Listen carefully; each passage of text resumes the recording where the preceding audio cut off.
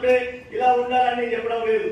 प्रति स्थल इस प्रेजेंस इज एवरीवेयर, उसका उपस्थिति हर जगह में रहता है. हर जगह में जहाँ परमेश्वर है वहाँ पाप का जगह नहीं होती है. నేనేమనంటే ఎక్కడైతే దేవుడు ఉంటాడో అక్కడ పాపానికి ఏ మాత్రం స్థానమో లేదు. అయితే ఇక్కడ ఈయన చేసే ప్రార్థన ఏం ప్రార్థన అంటే, ఆయన రాజు అయింది.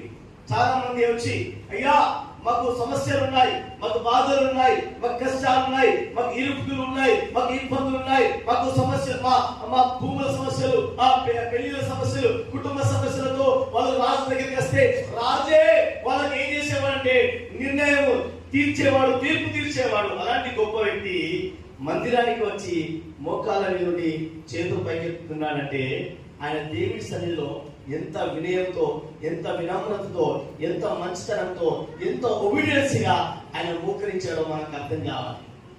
దేవుడి మందిరం